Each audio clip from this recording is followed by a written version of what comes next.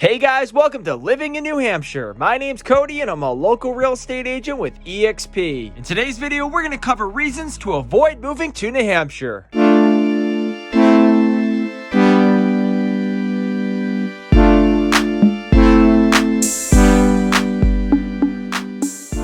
There's many reasons why people decide to leave the town or city they currently live. Usually it has to do with climate, safety, or employment opportunities. While these are all important factors, remember that no state is perfect and they all have pros and cons associated with living there. While the idea of starting over and creating a new life may sound intriguing, you may want to consider these factors before packing up and moving to New Hampshire. Starting with a common complaint, especially for those moving from a large city, and that's the lack of walkability throughout the state. While there's a few cities such as Manchester, Nashua, and Portsmouth with a lively downtown, the majority of smaller cities and towns lack from an entertainment standpoint. This ultimately affects the nightlife, especially for the younger crowd looking for bars and restaurants open late night. It's definitely something to keep in mind if partying and drinking is a big part of your lifestyle. Next is one that could be a pro or a con depending upon who you ask, and that's the fact that New Hampshire is a very polarizing state when it comes to politics. This really begins to intensify when election season begins, since New Hampshire is seen as a prominent swing state. Now that remote work has become increasingly popular, there's a good chance you continue working for your current employer despite living in New Hampshire. For those that don't fall into that category, you may be shocked to find out that New Hampshire still has one of the lowest minimum wages in the country at $7.25 per hour. While it's possible to find a higher paying job in the larger cities or further south towards Boston, the increasing home prices have made it nearly impossible for residents to purchase a home while earning an average salary, which is strongly connected to the state's geography. When you take into account New Hampshire's total population, it's not shocking that much of the commerce is centered around the southernmost counties. This leaves more than half of the state comprised of small towns with very little economic opportunity. The next fact may come as a surprise when you consider the extreme weather that New England experiences. However, despite that potential drawback, 18.1% of the state's population is over the age of 65, ranking number 9 out of all 50 states. What's even more interesting is that Vermont and Maine fall into the top 4. This leads me to believe that many New Hampshire residents live in the state during the summer months and travel to the warmer climates during the winter. Unless you've been to New Hampshire, the next fact may be difficult to understand. Because New Hampshire offers such a large variety of outdoor activities, tax-free shopping, and beautiful nature, it tends to attract many out-of-state residents, especially those living in Massachusetts. When you combine multiple driving styles on roads that weren't inherently designed for massive population growth, it causes an increased risk for those traveling by car. In fact, New Hampshire ranks among the top 5 states when it comes to automobile accidents. This doesn't even take into account the risk of riding a motorcycle, since drivers are usually less likely to come across them during the cooler months. And that segues into the final point, and that's regarding the climate. When you think of the most populated states in the country, they usually have one of two things. First is nice weather year-round, and the second is major employers that create a strong job market. Now compare that to New Hampshire, a state with low taxes, minimal traffic, good air quality, and easy access to the mountains and ocean. While the state has so many pros, the biggest element separating it from other cities is a frigid winter weather. If you can handle 3 to 4 months of bone-chilling temperatures and upwards of 5 feet of snowfall, then maybe New Hampshire is a viable option to call home. That wraps up the video, guys. I hope you enjoyed this one, and if you did, be sure to leave a like, comment, and subscribe down below. And as always, if you're thinking about moving to New Hampshire or you just have any questions, I'll leave my contact info in the description below. Thanks for watching.